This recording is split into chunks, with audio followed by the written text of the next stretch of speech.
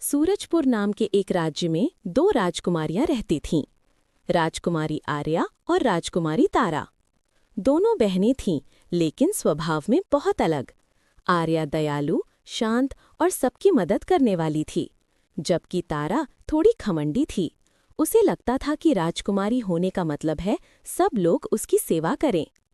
एक रात दोनों राजकुमारियों ने एक ही सपना देखा। एक जादुई झील जो पहाड़ों के बीच चमक रही थी और स्वर्ण मछलियां उन्हें बुला रही थीं। मछली ने कहा, जो सच्चे दिल से मेरी मदद करेगा वही राज्य की सच्ची रानी बनेगी। अगली सुबह दोनों ने फैसला किया कि वे उस झील को खोजेंगी।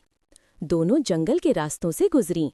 रास्ते में एक घायल हिरन मिला और एक बूढ़ी औरत जो भूखी थी। आर्या ने सबकी मदद की, लेकिन तारा बोली, मेरे पास समय नहीं है, मुझे तो झील तक पहुंचना है।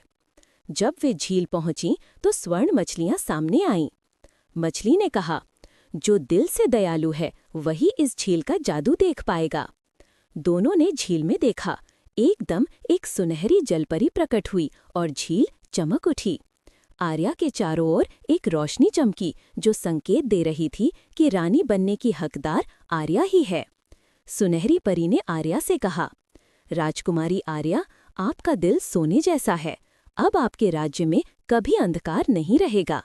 आपने रास्ते में एक हिरण और एक भूखी औरत की मदद की, जो मैंने ही तुम्हारी परीक्षा ली थी, जिसमें आप पास हुए और रानी बनने की असली हकदार आप ही बनी।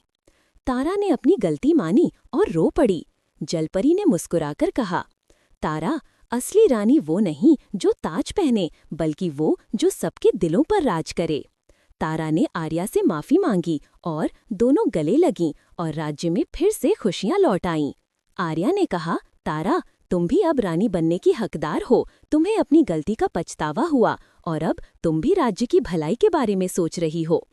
आर्या की बात सुनकर तारा बहुत खुश हुई। अगले दिन दोनों बहनों का राज्य अभिषेक हुआ और दोनों मिलकर राज्य संभालने लगीं। दयालुता और सच्चाई ही सबसे बड़ा जादू है।